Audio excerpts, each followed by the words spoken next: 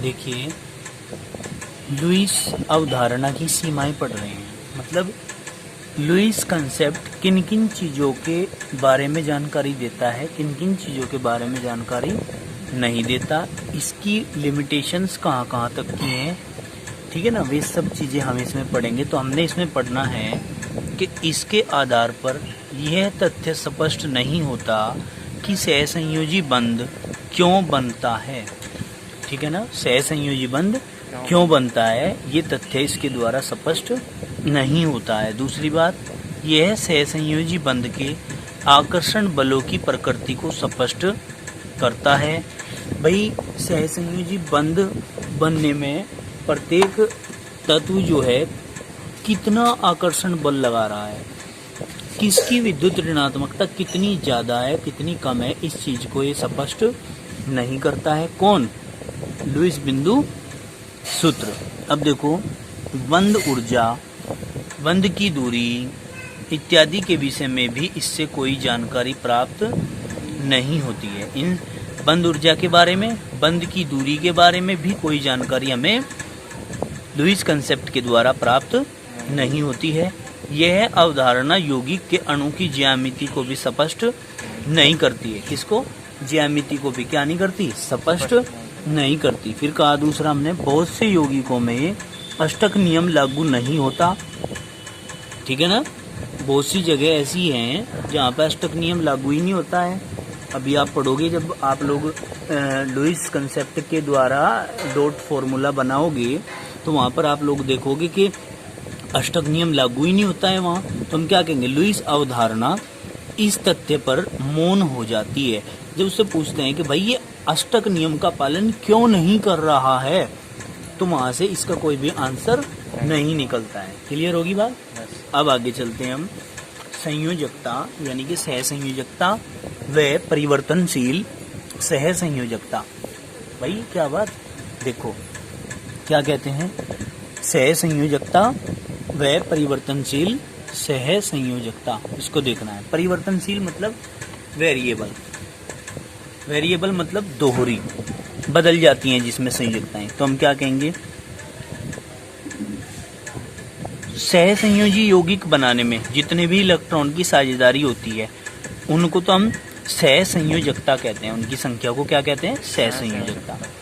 अब देखिए, सबसे पहले तो इसी चीज को ही पता होना चाहिए, यौगिक में किसी तत्व द्वारा साझा किए गए इलेक्ट्रॉन युग्मों की संख्या उसकी सहसंयोजकता को प्रदर्शित करती है। फॉर एग्जाम्पल, CH4 के अंदर 4 सहसंयोजी बंध बनते हैं और 4 इलेक्ट्रॉन भाग लेते हैं कार्बन के, तो इसकी सहसंयोजकता 4।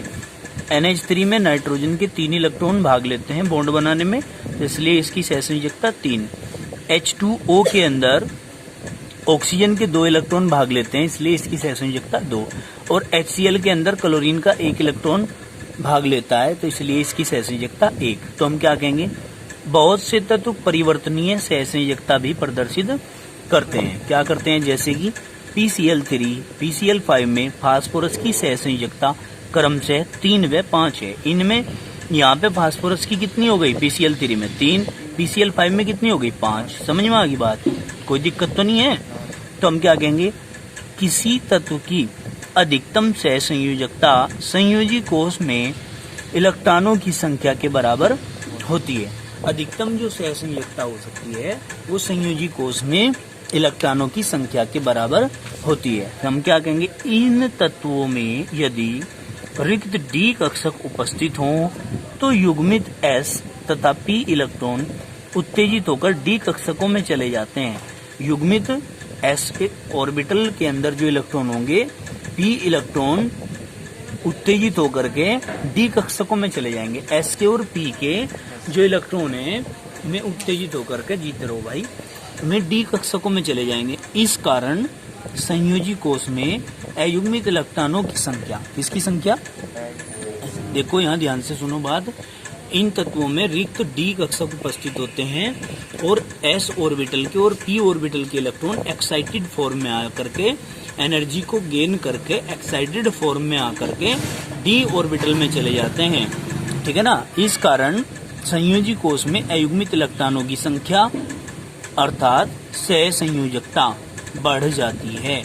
सहसंयोजकता का मान बढ़ जाता है, अर्थात जितने उस टाइम उत्तेजित अवस्था में आने के बाद अयुग्मित इलेक्ट्रॉन होते हैं वही उसकी क्या होती है, सहसंयोजकता कहलाती है। अब देखिए हम क्या कहेंगे, में तत्व जिनमें रिक्त डी कक्षक उपस्थित नहीं होते, क्या नहीं होते, रिक्त डी कक्षक उपस्थित नहीं होते, परिवर्तनीय सहसंयोजकता प्रदर्शित नहीं करते हैं। क्या नहीं करते भाई, परिवर्तनीय सहसंयोजकता प्रदर्शित नहीं करते हैं।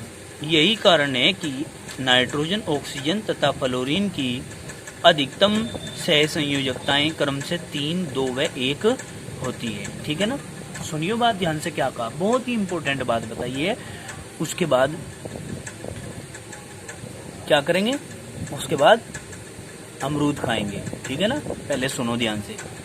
में तत्व जिनमें रिक्त डी कक्षक उपस्थित नहीं होते, डी कक्षक उपस्थित नहीं है इनमें, तो एस कक्षक के इलेक्ट्रॉन और पी कक्षक के इलेक्ट्रॉन उत्तेजित होकर डी कक्षक में जाने के नहीं, तो में क्या, परिवर्तनशील संयोजकता प्रदर्शित नहीं करेंगे। इसलिए यही कारण है कि नाइट्रोजन की, ऑक्सीजन की और फ्लोरीन की अधिकतम सहसंयोजकताएं क्रमशः 3, 2 व 1 होती हैं। ठीक है, अब देखो कुछ तत्वों की सहसंयोजकताएं, क्या कहा भाई, कुछ तत्वों की सहसंयोजकताएं निम्न प्रकार से प्रदर्शित की जा सकती हैं। किस प्रकार से, अभी देखो, देखिए अब आप क्या कहेंगे कि 15 नंबर होता है फास्फोरस का, यह 3 व 5 सहसंयोजकता प्रदर्शित करता है।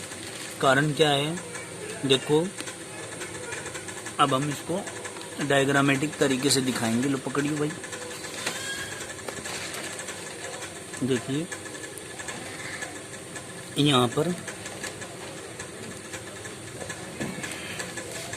15 नंबर होता है, किसका होता है, फास्फोरस का। तो इसका इलेक्ट्रॉनिक विन्यास करेंगे, 1s2 2s2 2p6 कर दें, 10 हो गए, 3s2 3p बताओ 3 और 3d 0। क्लियर बेटे, ब्लैक पेन दे के जाइयो, आप पे है ब्लू पेन दे दो, बस रहने दो बेटा। अब इसके बाद क्या करेंगे हम, ये हम कहेंगे कि आद्य अवस्था में, किसमें, आद्य अवस्था। ठीक है, आद्य अवस्था जो होती है ये प्रारंभिक स्टेज होती है। क्या होती है, प्रारंभिक स्टेज होती है, किसकी, किसी भी तत्व की इलेक्ट्रॉनिक विन्यास करने की। ठीक है, तो इस कंडीशन में अगर आप लोग कहते हैं कि मूल अवस्था में क्या है, मूल अवस्था में इसको देखते हो आप लोग केवल, तो 3s में 2 इलेक्ट्रॉन है, 3p में 3 इलेक्ट्रॉन है, इसमें s ऑर्बिटल में 2 इलेक्ट्रॉन ये हो गए, और सुखी रहो बेटा, जीते रहो भाई। 3p में 3 इलेक्ट्रॉन है, 1 2 3। तो आप लोग देखेंगे कि आद्य अवस्था में अयुग्मित इलेक्ट्रॉनों की संख्या कितनी है, सिंगल इलेक्ट्रॉन कितने हैं, अयुग्मित इलेक्ट्रॉनों की संख्या बराबर 3। और बेटे अयुग्मित इलेक्ट्रॉनों की संख्या जितनी होती है वही उसकी क्या होती है भाई, बताओ। तो सहसंयोजकता बराबर 3, भाई सहसंयोजकता भी 3 हो गई।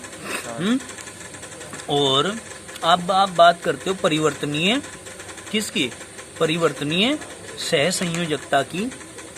तो हम यहाँ क्या लिखेंगे, इन केस ऑफ वेरिएबल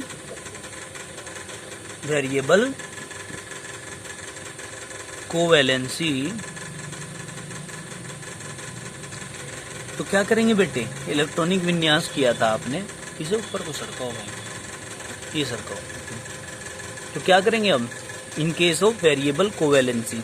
तो 15 नंबर का आपने क्या किया था, इलेक्ट्रॉनिक कॉन्फ़िगरेशन किया था, तो आधा अवस्था में आपका ये आ गया था कि 3s2 और 3p3 और 3d0, ये तो क्या था, आधा अवस्था में था। किसमें था बेटे, आधा अवस्था में। अब हम क्या करते हैं, उत्तेजित अवस्था में, जैसे कि ये इलेक्ट्रॉन थे यहाँ पे, कौन से वाले बताओ, ये 3s वाले थे, तो 3s1 3p3 और 3d1, यानी कि एक इलेक्ट्रॉन यहाँ से निकलकर इसमें चला जाता है, और जब ये इलेक्ट्रॉन यहाँ से यहाँ चला गया तो एक इलेक्ट्रॉन इसमें हो गया, एक इसमें हो गया। तो ये हो गई आपकी उत्तेजित अवस्था। जिसके एक एग्जाम्पल समझ में आ गया ना, उसके सारे एग्जाम्पल समझ में आ जाएंगे, ये ध्यान रखना, ठीक है। अब आगे करेंगे, इसका ऑर्बिटल डायग्राम बनाएंगे। 3s का एक इलेक्ट्रॉन इसमें, 3p का 1 2 3 इसमें, और 1 2 3 4 5 1 इलेक्ट्रॉन इसमें। तो टोटल अयुग्मित इलेक्ट्रॉनों की संख्या बताओ कितनी हो गई, अयुग्मित इलेक्ट्रॉनों की संख्या बराबर 5। तो क्या भाई, सह संयोजकता बराबर 5, अर्थात ये जो आपका फास्फोरस है ना, ये जो फास्फोरस है, ठीक है, देखिए यहाँ अभी से पूरे को देखिए जरा, कैमरे में हम सेट करके देखते हैं कि इसने, फास्फोरस ने आधा अवस्था में सहसंयोजकता दिखाई 3, आगे समझ में। और in case of variable covalency, परिवर्तनीय सहसंयोजकता के केस में उत्तेजित अवस्था में आके सहसंयोजकता दिखाई 5। तो मतलब 3 व 5 सहसंयोजकता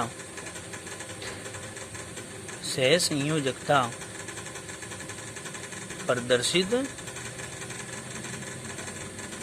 करता है। बताइए, इतनी बात समझ में आई क्या है, कोई दिक्कत तो नहीं है। अब इसी प्रकार हम बात करते हैं किसकी भाई, बताओ, क्लोरीन की, क्लोरीन की ना। चलिए second example, example number second, क्या पढ़ते हैं इसमें, 17 नंबर होता है क्लोरीन। तो इसमें कह रहा है ये कि क्लोरीन कितने प्रकार की संयोजकताएं दिखा सकता है, उसको बताइए।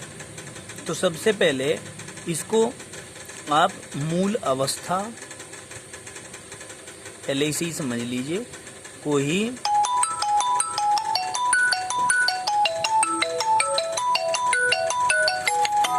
आधा अवस्था और इसी कोई ग्राउंड स्टेट आप लोग कह सकते हैं। अब हम क्या करेंगे, मूल अवस्था कह दो, आधा अवस्था कह दो, चाहे ग्राउंड स्टेट कह दो, है ना, बात तो एक ही है। तो हम क्या करेंगे, हम कह रहे हैं कि सहसंयोजकता कितनी कितनी प्रदर्शित करता है। तो मूल अवस्था में की बात करते हैं।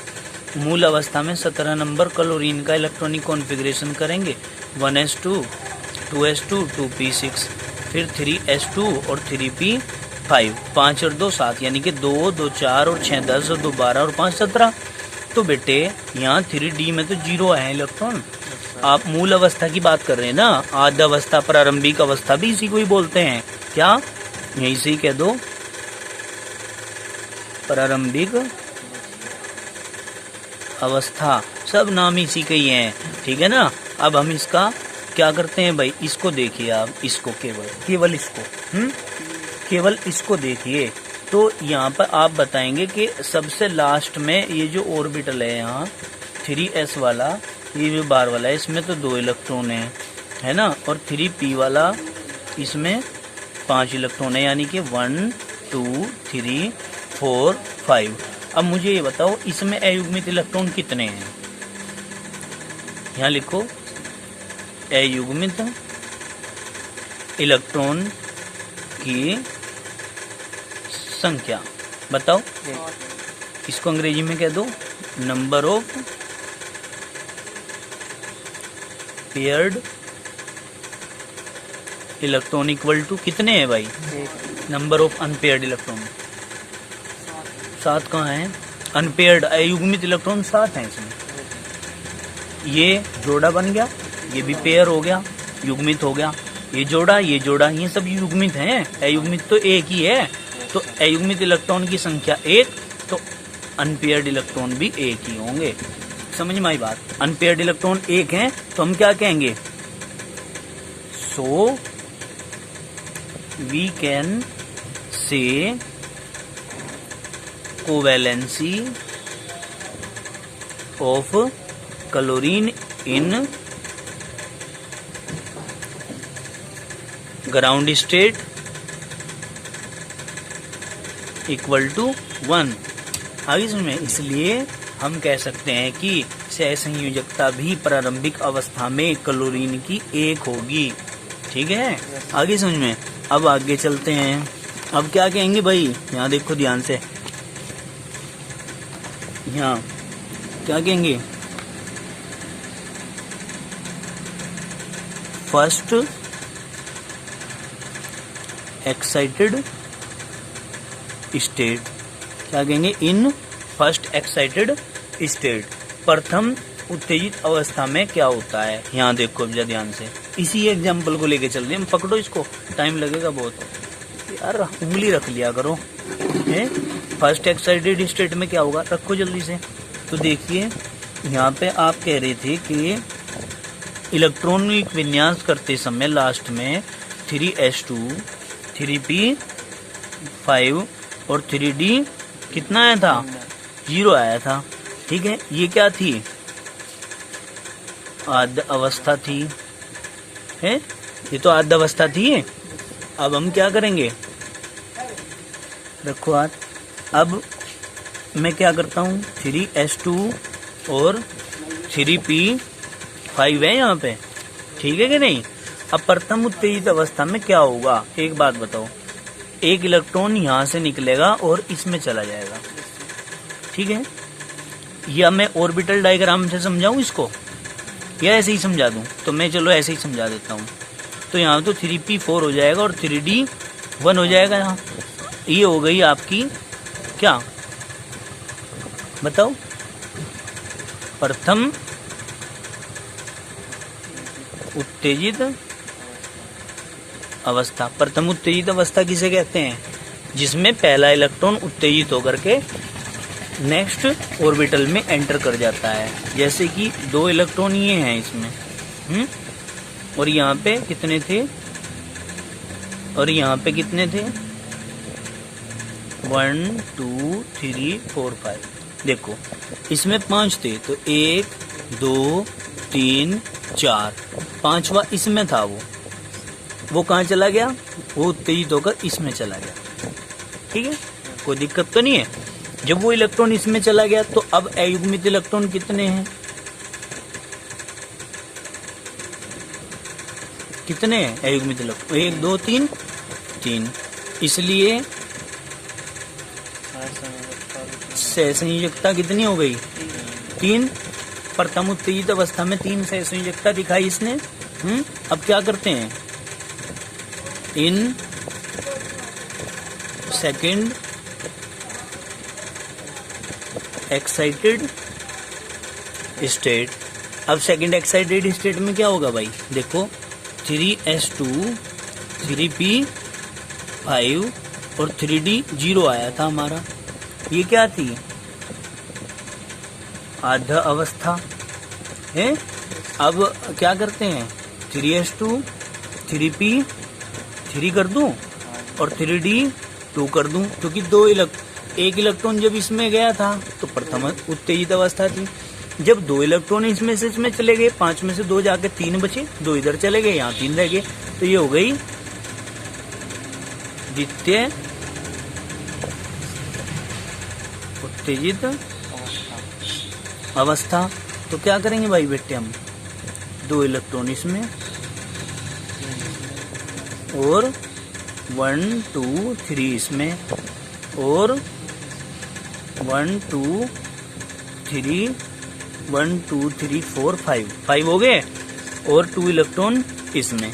तो बेटे मुझे ये बताओ, इसमें अयुग्मित इलेक्ट्रॉन कितने हैं? यहाँ पे तो ये थे हैं, और यहाँ पे कितने हैं? 1 2 3 4 5। तो यहाँ लिखेंगे अयुग्मित इलेक्ट्रॉन की संख्या बराबर 5, इसलिए सह संयोजकता बराबर 5। क्लियर होगी बात?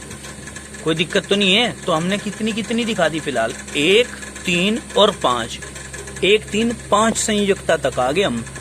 अब हम क्या करते हैं, इन थर्ड एक्साइटेड स्टेट, समझ भी रहे नहीं? थर्ड एक्साइटेड स्टेट में क्या होगा भाई, इलेक्ट्रॉनिक कॉन्फ़िगरेशन किया था क्लोरीन का 17 नंबर का, तो लास्ट में चल के हमारा 3s2 और 3p5 आया था। कौन सी अवस्था थी? आधा अवस्था या मूल अवस्था है। और 3d तो 0 था, तो हमने क्या किया यहाँ 3s1 3p3 और 3d। अब देखो 2 इलेक्ट्रॉन तो इसमें से चले गए इसमें, ठीक है बेटे, 1 इलेक्ट्रॉन इसमें चला गया, क्योंकि जब 1 इलेक्ट्रॉन गया इसमें से तो 4 यहाँ रह गए, 1 यहाँ हो गया। फिर दूसरा चला गया इसमें से तो 3 यहाँ रह गए, 2 हो गए यहाँ, ठीक है। अब तीसरा इलेक्ट्रॉन गया एस में से, क्योंकि 3 हो गए इसमें, ठीक है ना। फिर 1 इलेक्ट्रॉन इसमें से जाएगा, ठीक है। फिर 1 इलेक्ट्रॉन इसमें से इसमें जाएगा, तो इसमें 3 हो जाएंगे और इसमें 1 हो जाएगा। तो इसके लिए ऑर्बिटल डायग्राम बनाते हैं। 3s1 के लिए ऑर्बिटल डायग्राम हो गया हमारा ये, 3p के लिए ऑर्बिटल डायग्राम हो गया हमारा ये, और 3d के लिए ऑर्बिटल डायग्राम हो गया हमारा 1 2 3 4 5। समझ गए? समझ रहे हैं ना भाई? तुम्हें तो अलकसी बहुत है, पेज भी नहीं संभाले जाते। क्या करोगे तुम? कहो तुम पीएचडी करेंगे, हम तो हैं जी। देखो 1 इसमें कितने 3 2 3 4, इसमें कितने 3 1 2 3, तो क्या हो गया 1 2 3 4 5 6 7। तो टोटल अयुग्मित इलेक्ट्रॉनों की संख्या कितनी है बताओ? अयुग्मित इलेक्ट्रॉनों की संख्या बराबर 7। तो सहसंयोजकता बराबर 7। आगे समझ में? तो हम क्या कह सकते हैं? इस प्रकार हम कह सकते हैं कि इस प्रकार कहा जा सकता है कि क्लोरीन जो कि 17 नंबर है कि सहसंयोजकता 1 3 5 व 7 हो सकती है।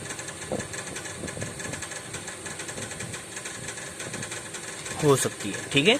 जैसे हमने छींक दिया ना और हम फैशन से में उठते, तो हम क्या कहते हैं? सॉरी। समझ में आई बात? ये जरूर कहें, फैशनेबल जरूर बोल रहे हैं सॉरी छींकने पे। आगे समझ में? और हमारे जैसे गांव वाले लोग हैं और बढ़िया सी छींका जाए तो फिर क्या कहें? बकटिया रोग है भाई, यही तो बात है।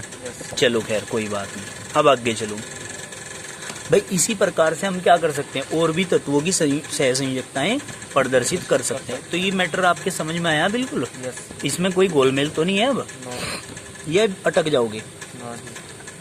अटक तो तुम जाओगे मुझे लग रहा है, या नहीं हैं? बताओ, कुछ कंफर्म सा हुआ नहीं मामला है, समझ में नहीं आया इसका मतलब? कर लोगे ऐसे सहसंयोजकताएं? अब देखो विद्युत संयोजी तथा सहसंयोजी बंध में अंतर। देखो सबसे पहले क्या होता है विद्युत संयोजी और सहसंयोजी बंधों में अंतर। अभी बंधों में अंतर पड़ रहे, काहे में? बंधों में। देखो नंबर 1, ये इलेक्ट्रॉनों के स्थानांतरण के द्वारा बनता है। किसके द्वारा? इलेक्ट्रॉनों के स्थानांतरण के द्वारा बनता है। कौन बनता है? विद्युत संयोजी बंध। इलेक्ट्रॉन का जैसे ही स्थानांतरण होगा तभी ये बंध बनेगा। अब इसमें देखो सहसंयोजी बंध में क्या कहेंगे? यह इलेक्ट्रॉनों के साझे के द्वारा बनता है। किसके द्वारा? साझे के द्वारा। ये इलेक्ट्रॉनों सहसंयोजी बंध तो साझे के द्वारा ही बनेगा इलेक्ट्रॉनों के, और इसमें इलेक्ट्रॉनों का ट्रांसफर होता है, पूर्ण ट्रांसफर, टोटल ट्रांसफर। एक ने दे दिया, दूसरे ने ले लिया, ठीक है, तब बनता है। अब देखिए, यह सदैव दो भिन्न परमाणुओं के बीच बन सकता है। किसके बीच बन सकता है भाई? दो भिन्न परमाणुओं के बीच बन सकता है विद्युत संयोजी बंध। और सहसंयोजी बंध ये दो समानों और असमान परमाणुओं के बीच भी बन सकता है। भाई समान परमाणु हो या भिन्न परमाणु हो, उनके बीच में सहसंयोजी बंध बन सकता है। नेक्स्ट पॉइंट देखते हैं। इसमें आयन विद्युत स्थितिक बलों के द्वारा जुड़े हुए होते हैं। किसके द्वारा? विद्युत स्थितिक बलों के द्वारा जुड़े हुए होते हैं। दूसरा, परमाणुओं के बीच उपस्थित इलेक्ट्रॉन युग्म उन्हें बांध कर रखते हैं। सहसंयोजी बंध में क्या होता है? परमाणुओं के बीच में उपस्थित जो इलेक्ट्रॉन युग्म होते हैं वे उन्हें क्या रखते हैं? बांध कर रखते हैं। दूसरा, यह बंध दृढ़ नहीं होता। क्या नहीं होता? ये विद्युत संयोजी बंध दृढ़ नहीं होता तथा अदेशिक होता है, कोई दिशा नहीं होती इसकी। इसी कारण विद्युत संयोजी यौगिक समावयवता प्रदर्शित नहीं करते। क्या नहीं करते भाई? हाँ, इसमें देखो, ये तो कोमल बंध होते हैं, मजबूत नहीं होते हैं, मतलब मजबूत तो होते हैं, दृढ़ नहीं होते, कठोर नहीं होते। अब देखो, यह बंध दृढ़ व देशिक होता है। दृढ़ होता है, कठोर होते हैं, ठीक है, देशिक होते हैं, मतलब दिशा होती है इनकी। अतः सहसंयोजी यौगिक समावयवता प्रदर्शित करते हैं। सहसंयोजी यौगिक कैसे करते हैं?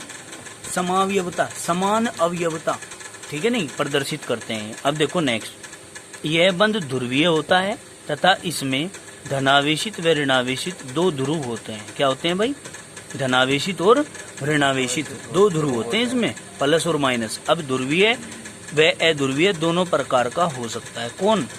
सहसंयोजी बंध। कल भी तो पढ़ा था हमने, ध्रुवीय सहसंयोजी बंध, अध्रुवीय सहसंयोजी बंध, ठीक है, ये दो प्रकार के हो सकते हैं। अब देखिए जरा इसको, विद्युत संयोजी व सहसंयोजी यौगिकों में अंतर। अब तक तो बंध में अंतर पढ़ रहे थे, अब यौगिकों में अंतर पढ़ो।